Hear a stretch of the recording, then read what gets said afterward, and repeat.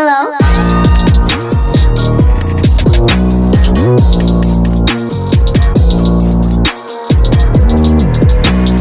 Purchase your tracks today.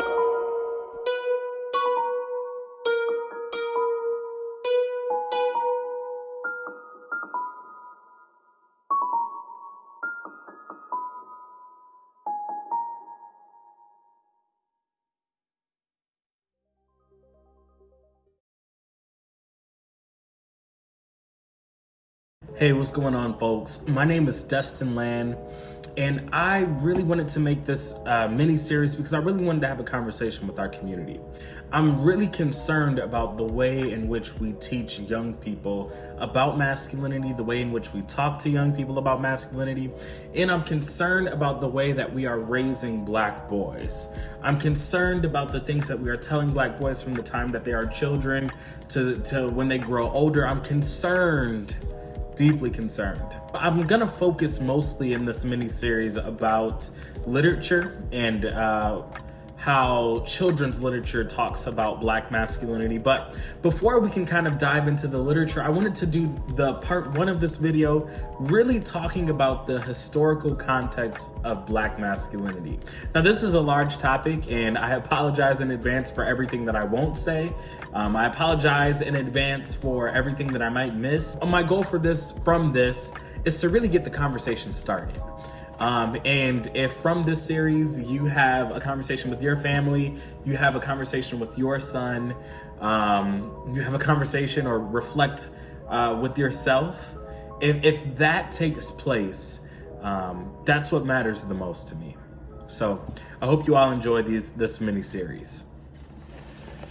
In order to really properly talk about this topic, I think we have to do some diving into history. And I think that the historical context of how Black masculinity is shaped really matters in this conversation. Historically, in this country, African American folks have been seen as animals. We were seen as property meant to be owned by white men. In the slave period, Black men often did hard manual work, which led to objectifying their bodies as being big, as being strong, and even stupid. Big, strong, and stupid Black bodies. Not only that, but this image had this sexual nature to it as well. There was a fear that a Black man's sexuality was a threat to white women, that the Black man could not control himself sexually, that the Black body is something that was meant to be tamed. This narrative that defines Black men as animalistic, hypersexual, and savage is central to white American identity. Essentially, Black men were seen as beasts that had to be controlled and tamed. And that history, we can't just escape or ignore that history. That history is actively impacting the way that our society is viewing Black men today. In the past, these stereotypes were just associated with biology, right? So the belief was that there was something different biologically with Black folks. But now we attribute these differences to Black culture. I want to read you this quote from this article, The Construction of Black Masculinity, White Supremacy Now and Then, and this is by Abby L. Ferber. Here's this quote. This quote is talking about how we have made this shift from biology to culture. It says, today, consistent with the new racism, they are instead attributed to Black culture. In both the old and new variations, they are used to justify inequality as a result of inherent characteristics of Black people themselves, pointing to the damaged values in relationships among Black people as the root cause of Black social disadvantage. Think more recently about the images of Willie Horton, thug-like rapsters or welfare queens. The images have changed very little. Collins argues that these controlling images of Black men and women are so entrenched, they have become common sense truths in many people's minds. Let that sink in for a second. Let that sink in, that this notion of Black men being thugs or Black women as being these welfare queens, these have sunk so deep into our mind that sometimes we believe them. So you may be wondering and asking, why focus on children's literature? Why not think about reconstructing or rethinking about Black boyhood in film and movies, and we will look at some of that stuff too. But I think that literature is a powerful tool. And literature has a way of influencing a culture and society. Have you ever heard of the Turner Diaries? The Turner Diaries is a 1978 novel by William Luther Pierce. The novel depicts many things, including a nuclear war and a race war that literally exterminates every person that is not white.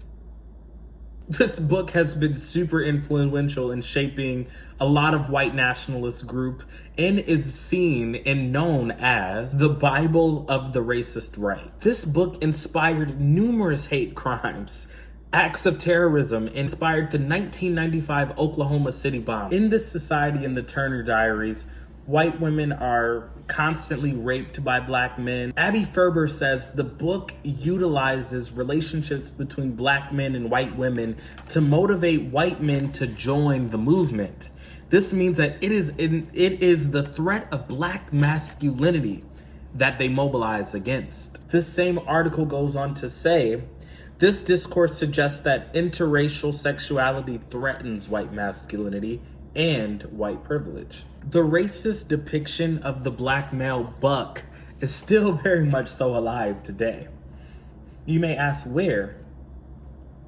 Have we thought about athletics? Don't get me wrong, although African American men are found to be successful in many sports in America, they are usually not in positions of power for these sports. The coaches or owners of these teams are usually white men. This is going on with the same notion that the Black body is safe only when it is tamed by whiteness. The image of the Black male criminal is more prevalent than ever. Even thinking about Black boyhood, often in public schools, Black boys are seen as being naturally bad, naturally naughty. Black boys are constantly denied the right to simply just exist as children. We view 7-year-old Black boys like teenagers, and we view Black teenagers like 20-year-olds. When Black boys break rules in schools, it's not like they're just it's not ever seen as them just misbehaving, as children do, right? It's we need to make an example out of them. Only that, but we can already see that where that kid is gonna end up. They made a joke in class, so now we see where that kid is gonna end up. We have a prison cell with their names written on it. And I want to name that the negative associations of Black masculinity did not come. This is not something that Black people created for ourselves. I want to show that there is some historical context here that has also played a huge role in shaping Black masculinity.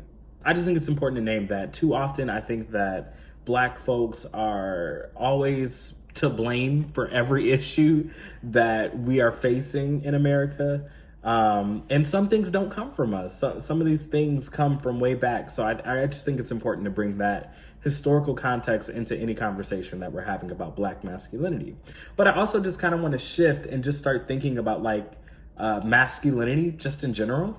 And just how masculinity, some people would probably say toxic masculinity, is really killing men. It's a huge killer of men. I don't know if you all knew this, but men in the United States on average die about 7 years younger than women. Not only that, men are leading in all of the major 15 causes of death. And if you were to ask me, why do I think that is? I think a huge part of it is toxic masculinity.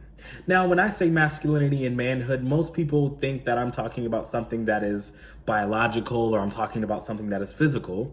I'm talking about something that's constructed by society and that changes constantly over time. I think a great way of looking at this is I always think it's funny to look at Black fashion over the years. And, you look at Black fashion from the 50s or from the 60s or from the 70s or the 80s. And it's interesting that some of the things that, we wore at one time, Black folks today would say, oh, that's feminine. I don't know why, men are wearing that. So masculinity is constantly changing. That's how we know that it's socially constructed. Since the 18th and early 19th century, masculinity or manhood has always really been defined by physical strength and typically a man's ability to own land. And we have to keep in mind that the definition of manhood is developed in a society that is definitely hegemonic. meaning a society that is built on men being in power or men having power. Typically, we define masculinity as the opposite of femininity. And if you were to ask people, and there's going to be a community conversation coming up, but if you were to ask people how they define masculinity, a lot of times the things we think of are pride, wealth, not showing emotions, athletic, physical strength, kind of being this head macho type of guy. A large part of this is also holding back emotions. A lot of men don't feel comfortable talking about their emotions. I think of how often we tell young boys to stop cry, or we say be a big boy as if big boys don't cry.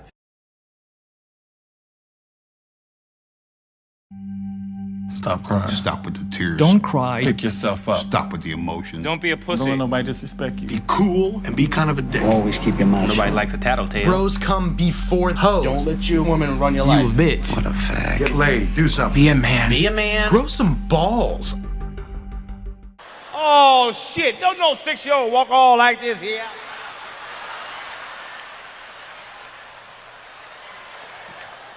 Crying all the fucking time. Usually that's what's wrong with parents today. You act like you don't see shit, you don't know shit. You see your fucking kid. You know your kid ain't no goddamn good. This boy's a fag, 6 years old. He gonna be a sissy. All you gotta do, show these niggas you ain't soft. But I ain't soft. I know. But it don't mean nothing if they don't know. Come on. You want these fools to pick on you every day? Isn't it sad that we live in a society that thinks that talking about your feelings is feminine? Sad that crying is somehow feminine? That having emotions that all humans have is feminine?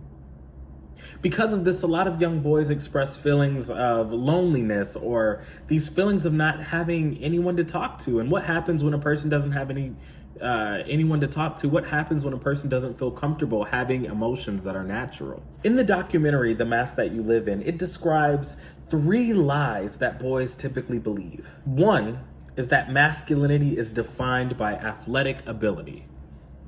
So that would be, how well can you throw a football? How well can you catch? How fast are you? How quick are you? The second thing, masculinity is tied to economic success, right? So to wealth, to how fast can you make money? How can you get money?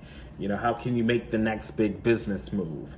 Third lie is sexual conquest, right?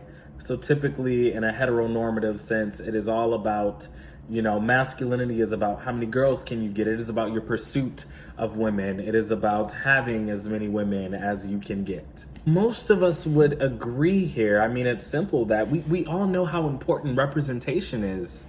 What happens when we constantly represent masculinity in this way? It raises boys into men who are misogynistic, boys into men who don't know how to talk about their feelings, how to share their feelings, boys into men who don't know how to raise or love their sons. It raises boys into men who don't show affection to their sons. It raises boys into men who are afraid to hug or kiss their children. Boys into men who don't understand consent and who think that they have the right to do whatever they want to a woman. Boys into men who interrupt women, who don't listen to women, who speak over women. It raises boys into men who constantly try to find get-rich-quick schemes. It raises boys into men who only see their worth in their athletic abilities. I do think it's important that we start rethinking Black boyhood. I think it's important that we start seeing Black boys represented differently. That we start seeing Black boys represented as artists, as dancers, as emotional beings. Black boys as beings that feel emotions and that voice those emotions.